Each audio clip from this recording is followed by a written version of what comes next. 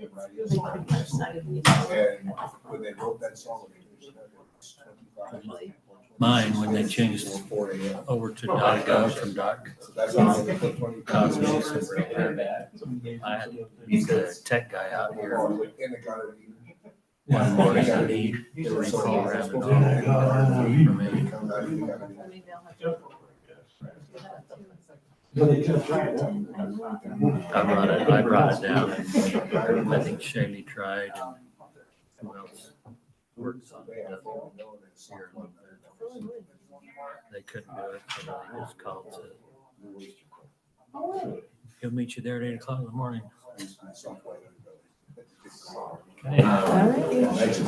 Okay. Are we good right now? You want to start early? Well, we always figured that's a little, Mary, you start. That's a when you're little ready, slow. and I'm ready to rock and roll. Okay.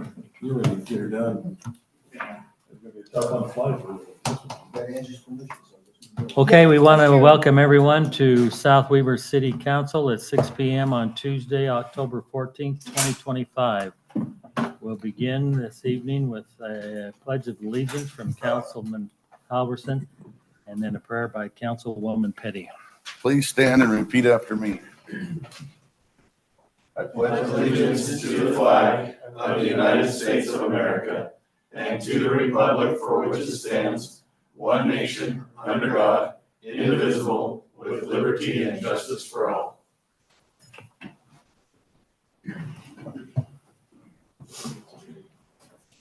Our Father in heaven, we come before thee with gratitude for the beautiful city and valley that we live in and for the opportunity we have to discuss city business. And we're so grateful for the moisture that we have received and ask that thou will continue to bless us with that.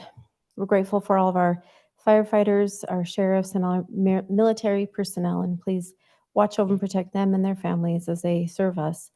We're so grateful for this opportunity that we have and ask that that will help us to keep open hearts and open minds. And we love thee and say these things in the name of Jesus Christ. Amen. Amen. Thank you. We appreciate that. We'll begin with public comments. If you've got a comment, we would ask you to come up to the microphone and state your name and the city in which you reside. We'll allow you 3 minutes to speak, and please direct your comments directly to the city council, and the council will not respond. We'll turn it over to public comments. Any? No public comments tonight? Dave, next item on the agenda then is Davis Weber County Canal Company has asked to come and take a few minutes and speak to us on secondary rate changes. So we'll turn the time to them. Hello, my name is Rick Smith. I'm the general manager of the Davis Weber County's Canal Company. And online we have Fred Philpott with Lewis Robertson and Public Finance Advisors, LRB. He's going to be doing the presentation. We'll see if that works with the technology. If not, I will punt and fill in for him. Let's see if Fred can do it. But we're kind of. Were you able to hear me, Rick, on your side? We can. Can you hear that okay, or do you want A little bit. speak a little bit louder, Fred, if you can? Okay. And then if you could allow me to share my screen, is there a way for me to? It says the host needs to let me turn on screen sharing. They've got the slides up here, if that helps you any, Fred. Okay. Okay, you do have the slides in front of you? Yeah, the first slide is up. Okay. So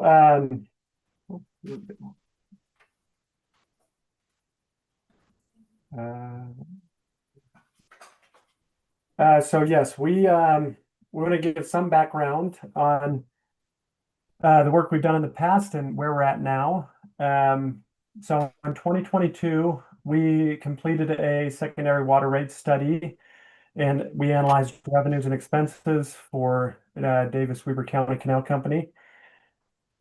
We presented an analysis back in January of 2023 and implemented new rates as a result of the analysis that was completed then. At that time, we had proposed rate increases, but capped those rate increases at 25%. So our analysis at that time had assumed in some instances, there would be a larger increase than what was proposed or finalized.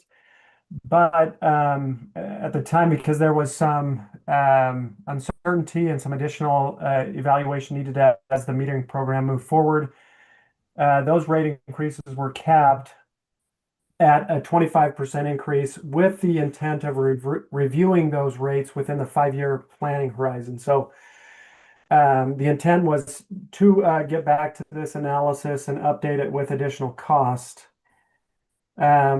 On the next slide here. So Just a quick slide question. 3. Hey, just 1 second, Fred. Hold on. Yeah. Number one, I don't know, can public hear him? Is it going across on? Okay. Now it says in here it was intended to review rate within 5 years. That was within it. It wasn't at 5 years.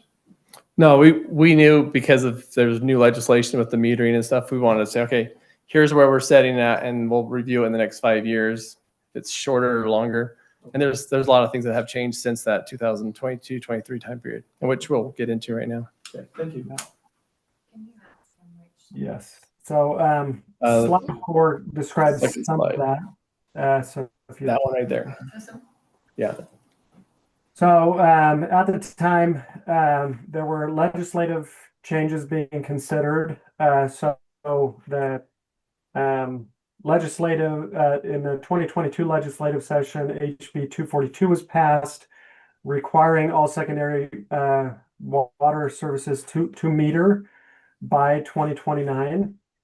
And so again, that the objective of the 2022 study was to start planning for that with the intent as we move forward with updated costs and looking at the actual implementation of the metering program to come back in and look at rates, as Rick indicated, within the 5-year window, just based on changes in some of those assumptions.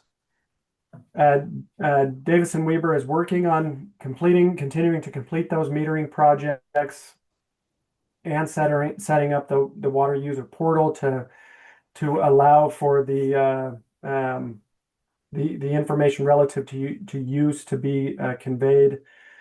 And then again, the intent as we look forward is to continue to review rates internally to comply with additional statutory adjustments. So HB 274 indicated that water entities, secondary water systems needed to establish a tiered rate to address water use and conservation measures.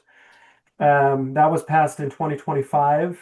And so the next steps relative to rate analysis and looking at sustainability will layer in that component of looking at a tiering structure and any adjustments necessary based on better data.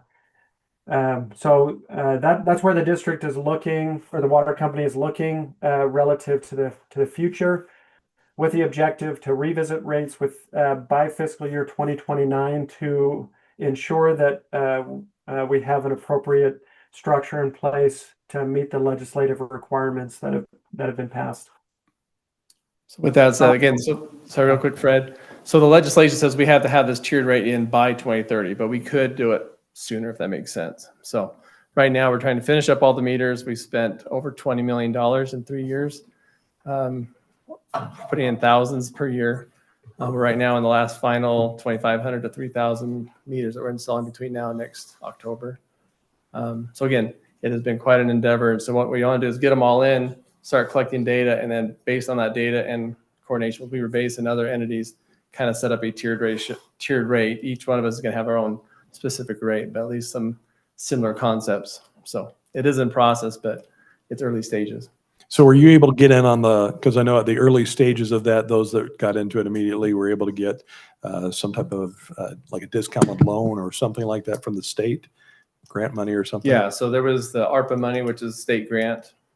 So we have the initial one says, all right, you only get 10 million. That year it was capped off. Well, since then they said, hey, we've got more money. So we've actually got three grants and 3 loans. Awesome. So the first 2 are 70% grant, 30% our match. The third one was actually a 65% grant. So we have a lot of grant, but it doesn't cover everything. And the remainder again was based on loans, which is a low interest loan, but you still have to pay it back. Yeah. If I can ask a question on the rate schedule, I know that you haven't quite talked Yeah, to it he's yet, about ready but, to get to it. Yeah. but you just said that you're with the meters, you're collecting the data to set up a rate schedule, but you also are separating it out by lot size initially. Is that just So yeah, to meet a requirement initially, and then you're going to refine that requirement once you have the data collected? Is that the idea? no, we've been doing secondary for 30, 35 years now in other cities, and I think 15 years here, 12 years. So we've always had this tiered ratio based on lot size. They're actually basing a tiered use based on usage. They actually want to know per gallon. We're going to be charging by the gallon in the future. So that's what the plan is to go to a usage schedule, Usage fee, not a and we're trying to lot figure out, size do we do a schedule. lot size and a usage or just usage? And that's part of the discussion we're going to have with other entities as well over the next several years. Got it. Okay, thank you. Again, like your culinary rate, you have a tier or a set of rates for no matter what size house or lot you have, right? Right. So that's one camp is saying, okay, if you have a 1 acre lot or a quarter acre lot, you have the same tiered rate. Well, some people are like, wait a second, I'm getting dinged because I have a 1 acre lot. So there is some discussion of maybe like a water budget. Here's your allotment based on your lot size. If you exceed that, then you start ramping up in the water conservation tier rate. But again, all that's up for discussion right now. Got it.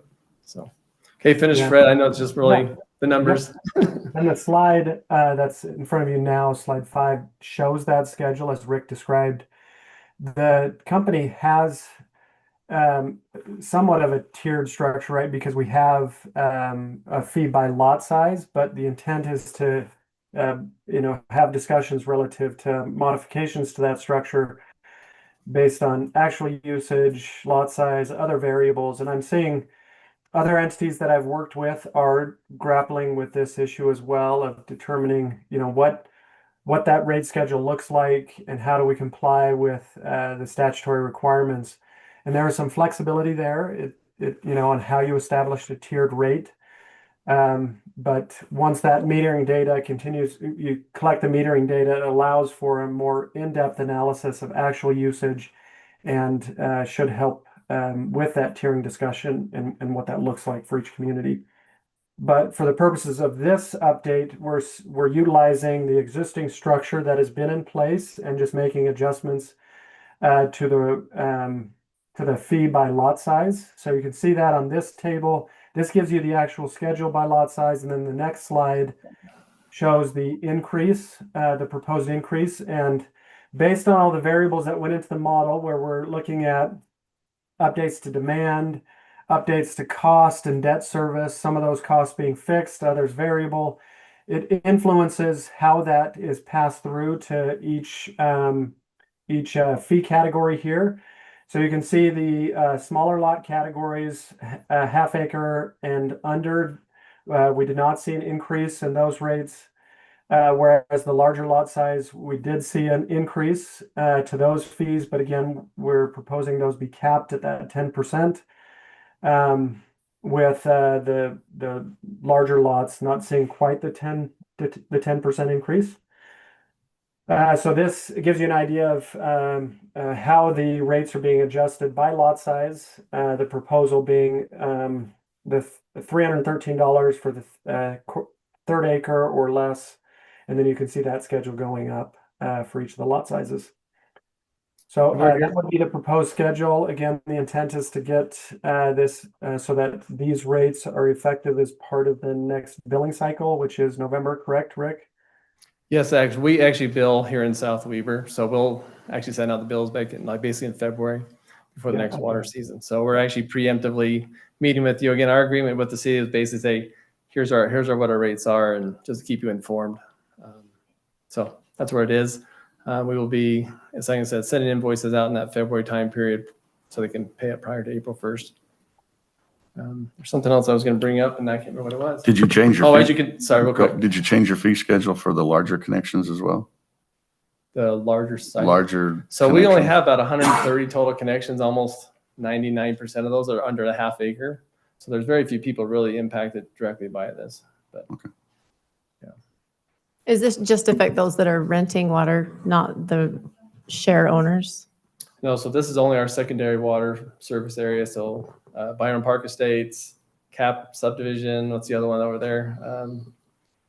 You know, the whole area. Easton. Yes, I just, It's a very we, small area. That's our 130 people that we serve. So it we doesn't- have a share from you guys. That's our why I was share of water. asking. So yeah, our stock assessment did not go up this year, Perfect, but thank you. if you look at your notice this last year in August, it says we will be raising it next year. Okay, yeah, thank you.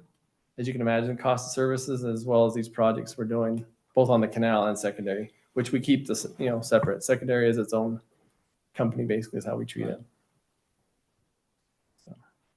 Okay, Any questions?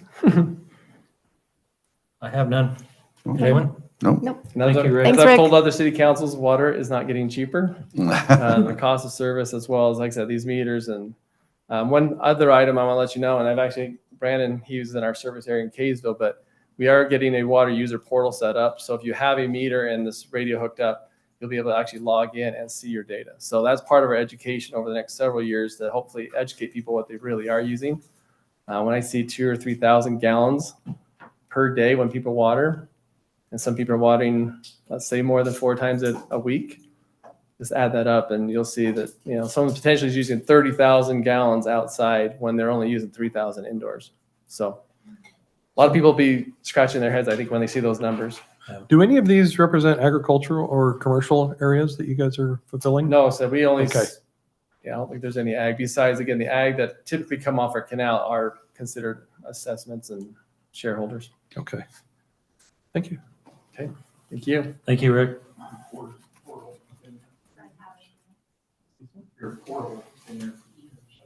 It's a different one. I think it's something different. No, it's not your base. Okay, our next item is our consent agenda. We need to approve September 23rd, 2025 minutes, September checks, August budget actual. Anyone have any concerns, changes, or discussions on any of these items? Nope. If no one has any, we'll look for a motion to approve them. Move to approve the consent agenda. Seconded. Motion by Councilman Windsor, second by Councilman Davis. All in favor, say aye. Right. Great.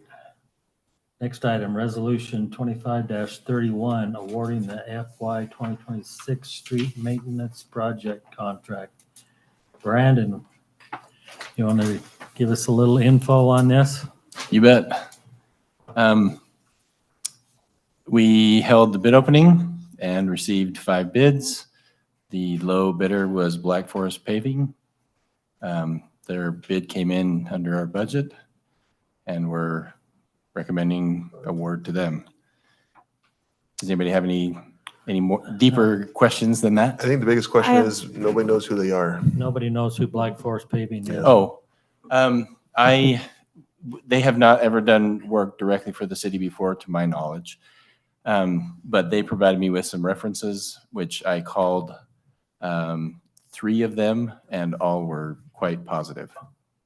So I feel fine about moving forward with them. They're out of where? I think they're in the Salt Lake Valley somewhere. Salt Lake? Yeah. Did this include all of the sidewalk ones we were trying to get done Yes. and all that? Okay. Given that their bid came in under the engineer's estimate, is there a reason why the alternative item was not added onto the scope? It's a replacement item. So the lifting would be would replace remove and replace. So what we wanted to do, once we got a number for that, is work with them. If there's sections that would be cheaper to just lift, then we would go with that versus just remove and replace. Okay. So, But we needed a number. okay. What was the next bid, do you know? Post was second. They're about $2,000 higher.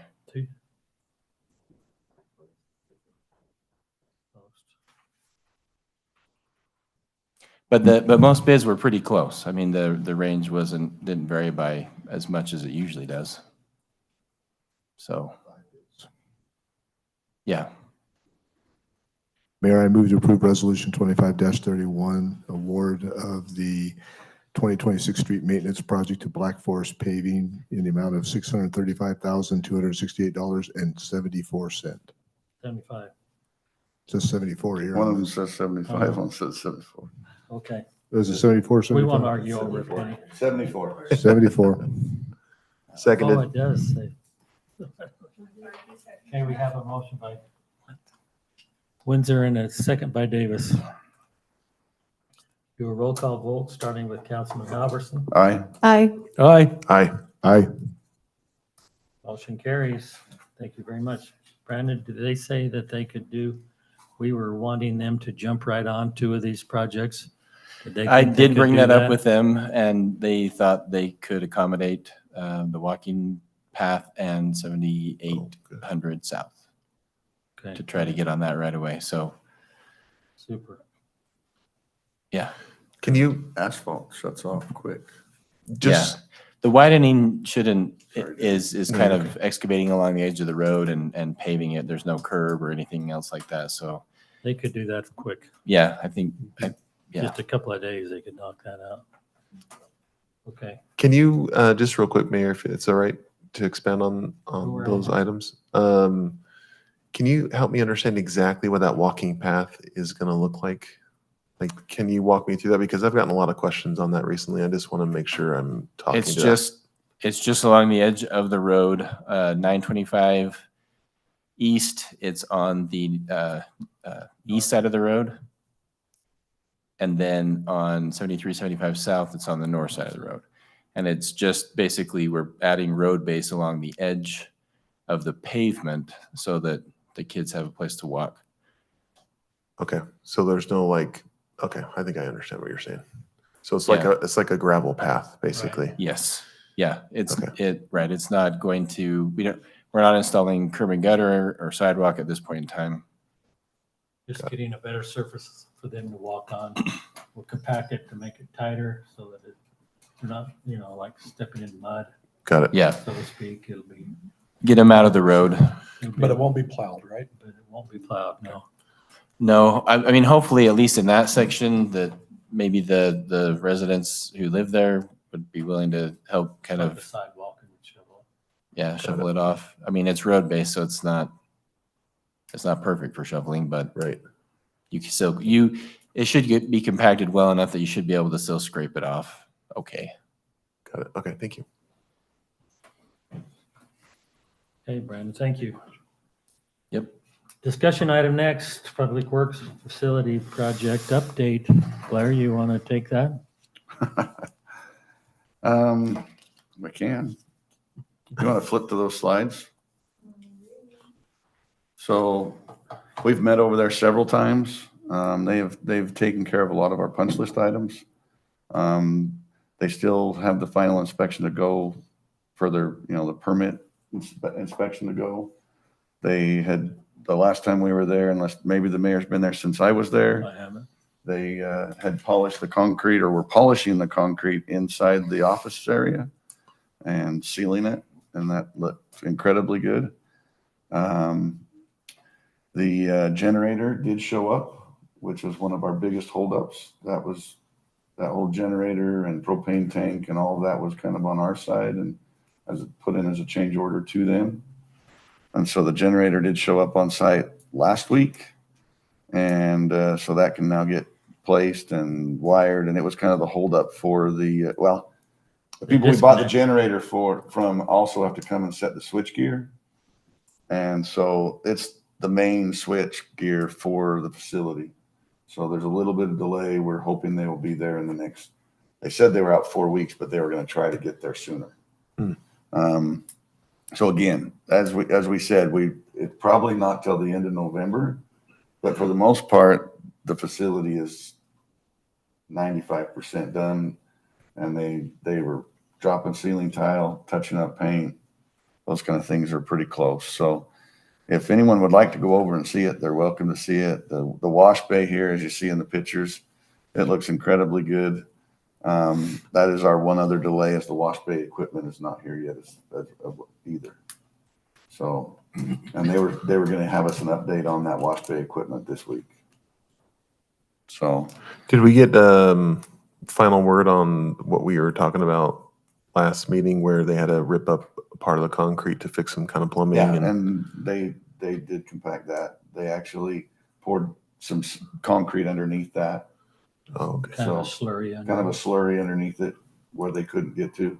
So I don't know if they want to just call it over pour, but yeah, it's. Do you feel good about how they fixed it? Yeah, and we're also, it's not just a typical 4-inch slab. I mean, it's a thick slab. It's I mean, thicker. it's some places it was 8 inches. Got it. So I feel good about it. Yeah. The patch, I mean, that's the trick is when they go to patch the overcuts, Mm-hmm. we haven't been back in since they put the color on it.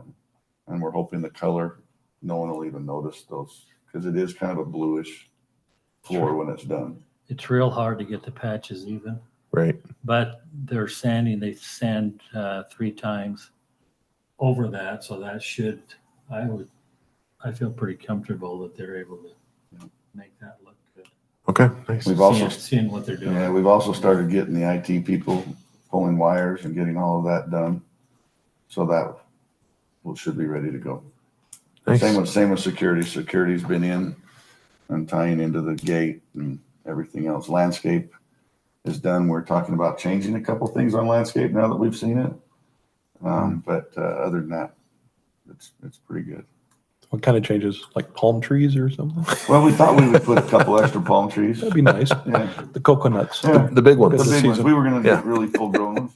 Yeah. No, I don't mind it, but other people want to put a little buffer around the transformer because it's a lot bigger than a lot of people thought would be there. You know, people think of your transformer around you see outside. Well, Yeah. you know, this one's more like 6 foot tall and it's right by the front door. So it is, we may put a couple extra bushes around there. So, but there are some clearances and setbacks, but otherwise it's looking really good. Are they having a meeting tomorrow morning at 9? I have not seen a meeting invite. I thought I saw one and then it disappeared. Yeah. So I didn't know. So Blair, you said that you're thinking we won't get the keys until end of November because of the That's generator my delay? opinion. Their opinion was 2 End of weeks, but October, but it's going to be end of November. and I'm sure there's a lot of, you know, ifs and, you know, pointing fingers or what, but there are some things that have delayed, mainly with power and wash bay equipment and generator and those things that we've added on top of them that were changes. Yeah. And they have delayed some things. Sorry. And I know Wayne wants to say, I told you so. But we've been seeing it all along, no question. And basically staff is saying if they're just in there by the end of the year, it's great. I mean, it really isn't hurting us any, and they're not charging us any more to be there either. So, and we want to make sure everything is done before we take occupancy of that. We do not want, they want us to say, hey, take partial. We don't want to do that unless someone disagrees with that. We're all or none. Yeah. So So I've got a question. When you're saying that all completed and we're getting the IT in, is part of the final having the emergency command center all wired, all ready to go, everything set up inside there? So literally that is an active when the building is active. That's right. Okay. exactly. Okay. And then just reminding if we do have anything that we can move the ham equipment and antenna or power station over there, because I know we'll have the digital communication center going up over there for all of the communication statewide, but I didn't know if we were still going to do anything with the ham radio if we have the ability to do so. Like I said, it's over at the fire department right now, but inoperative. Oh, it does not work. It's no longer hooked together and stuff. I guess they could flip it on, but from my understanding when I did the tour, that's not it's not I know broadcasting. Dave said he was going to check into that, and I don't know where I haven't heard. Okay. where he went with that. Okay. Because Thank it you. wouldn't, doesn't that require the big antenna and all that? Yeah. And that's why I didn't know if it was going to be part of that or not. As of the design on the drawings that is not in there. Okay. But doesn't mean it can't be. Yeah. But the emergency command center is on there. Is in there. It'll all be technical and And up that and was running. one of the discrepancies. They didn't know that they were responsible to pull all that wire. We came back. It is on the documents. So they're now pulling all that wire. Awesome. Thank you. Great job. Okay. Don't know that we have any new business. We'll do committee reports, starting with Dwayne. Have you got anything you'd like to bring up? Finance and Admin met earlier today, and we received a quarterly report from Zions Bank, and portfolio is looking well. They did say that the tariffs that have been put in place have not had an impact on our portfolio, but they still believe that impact might be coming short term. Not much more to add to that other than we're doing well for the year. The gravel pits, we've met individually and as a group several times. In fact, we met yesterday, I think it was, and they're hearing our message. They don't like to hear the message, but they've been hearing the message, and they're beginning to have internal, changes in their standard operating procedures to aid in the minimization of dust development. But we still stress that their fugitive dust mitigation methods are not adequate, and they need to investigate those further, as we are looking into that as well as a council and as staff. So not much more to add to that. I'm sure there's more to add to that, but there's nothing I'm wanting to add to that at this time. Jeremy. Nothing new from the committee, but if I could take this as an opportunity to ask Brandon that question I was talking to you about, Mayor, is that all right? Okay. I just had like a general question in regards to, so we just approved this $700K for streets and sidewalks, et cetera. Is there anything that you can, or can you talk to my concern of like longevity and quality control, and if they lay a new street and it's bad in a year, do they come and fix it for free? Like, what's the general way to handle situations like that? And is there any accountability, or do we just like, well, we tried you and you did a poor job, so now we have to go somewhere else? Like, what's the repercussions if they do a bad job? Well, we have a performance bond that we require. And so, I mean, if they don't perform to the specified level that is laid out in the bid documents, then they would have to repair it or fix it or do whatever it takes to meet that standard. Okay. What about longevity? Like this quality is guaranteed for X number of years or something. I mean, that you're talking performance of materials mainly. If there is poor installation, then yeah, some of the materials may not perform as well. Mm-hmm. They give a 1-year warranty. I mean, that's the short answer is that. And that warranty is based on their, installation. So let me give you one example that Okay. always is on my mind, because I see it every time I see a chip seal go down. Is it looks nice or fairly nice for like a month, and then you can see that in a lot of places it's already coming up and it's like it never happened. Like, I think a really good example is out here on South Weber Drive. You can see it when the extra lane merges into the single lane. You can see the striping that was on the road prior to the chip seal that they laid down way back whenever.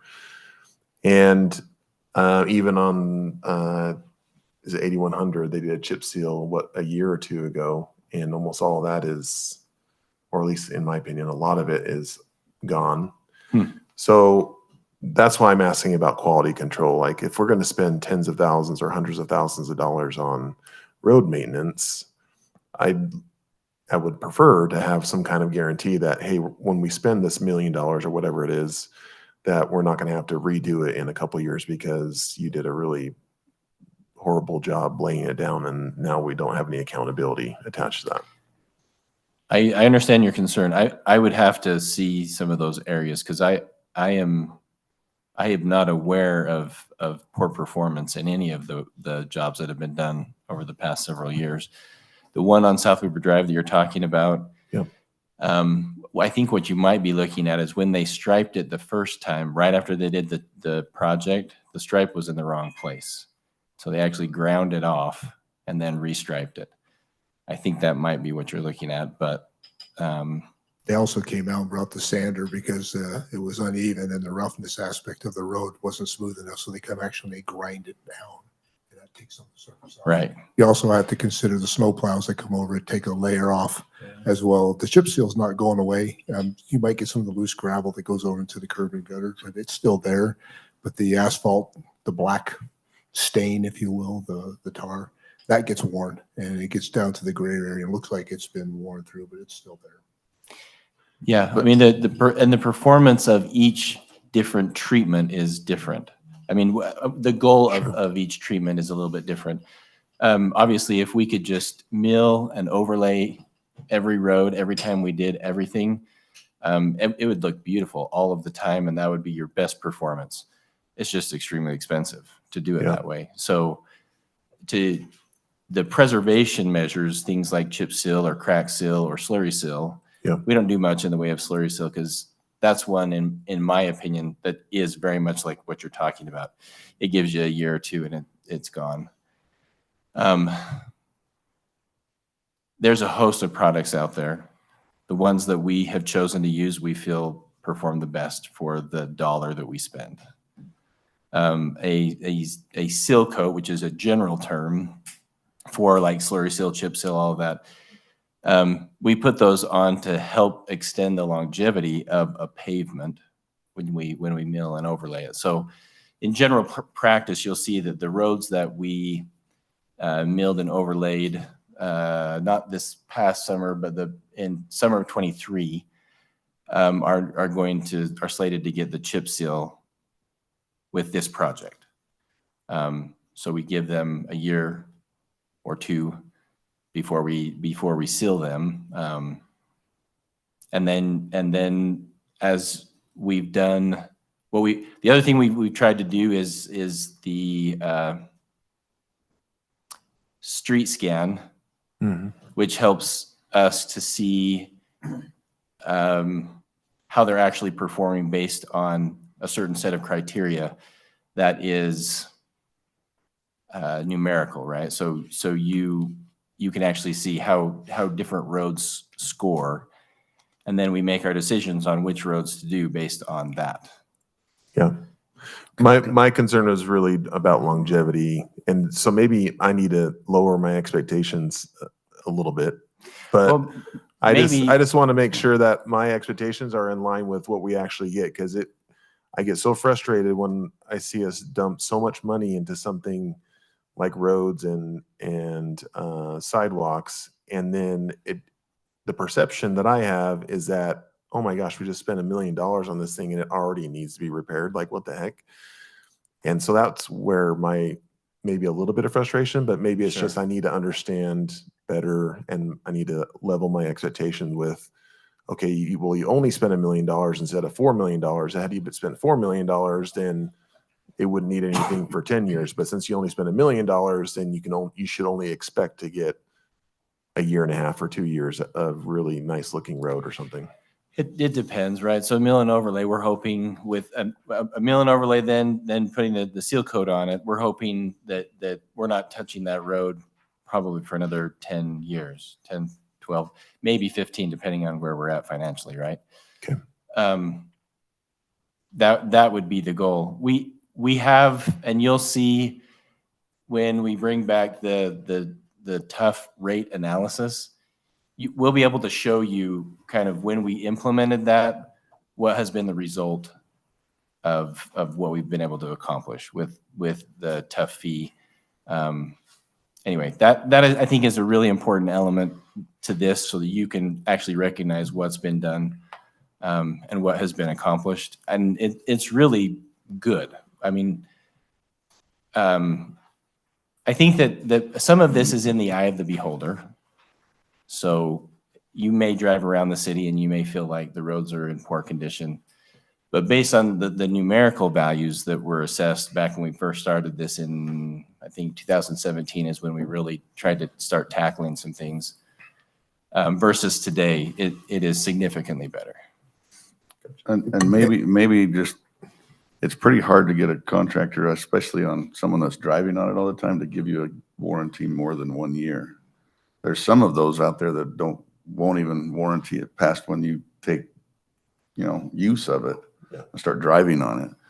But I will say that the standards that we have for our asphalt and for our concrete are way above many cities. Especially, That's true. I mean, because I've had many people complain to me about what we require in asphalt. Yes. And Brandon's been sitting there taking the brunt of it, but it is a much higher standard of a spec than most cities. Right. Because we feel like the performance that you get out of a higher grade asphalt is worth the extra money. Brandon, maybe you can elaborate a little bit more about life expectancy, because that's where I'm hearing the questions are coming from. A brand new road, I'll just start it off and then maybe you can elaborate. With Okay. A brand new asphalt road has a 20-year life expectancy if you do nothing to it. Right. With the TUF and the whole program, we're trying to extend that out to 40 years. And by doing that, a chip seal is supposed to add 5 years. Build overlays is 10 to 12 years. Crack seal is about 2 years. So those types of programs as spaced out is what gets your 20-year investment out to 40 years. And you're only spending 10 cents on the dollar to do that. So if you don't do anything, you're going to have to replace that entire road at cost. But if you have these $1 million a year projects throughout the whole city, you're actually extending that 20-year investment out to 40 years. Maybe I got the dates wrong. No, you're pretty close on the numbers, and it's a lot of that's very subjective. How many years do you actually get out of a mill and overlay? It could depend on a lot of different factors, but those are the targets that we shoot for. Got it. So I guess my frustration that has always been with this is that, and correct me if I'm wrong, but I believe that we set really good standards. We have some very high standards on the way it should be done, but we really don't have somebody that comes out during the process and verifies that the company that is given the money to do the job is actually meeting our standards, our depths, our whatever. I've always gone with the trust but verify, and I don't think there's anybody in the city that is doing it during it. Well, Yeah, we are. No, his Well, name, that's more of an after, his though. name is Ben. Yeah. And he works for Brandon. okay. So we do have a guy that's coming out. So Yes, when, but it's so like- not full time. It's not full time, but he comes out at kind of the critical times to check certain things, right? So, for example, on a mill and overlay, after it's been milled, he'll go out and he'll check to make sure that the mill by the lip of the gutter is down as far as it's supposed to be. Everything looks prepped and ready to go for the overlay.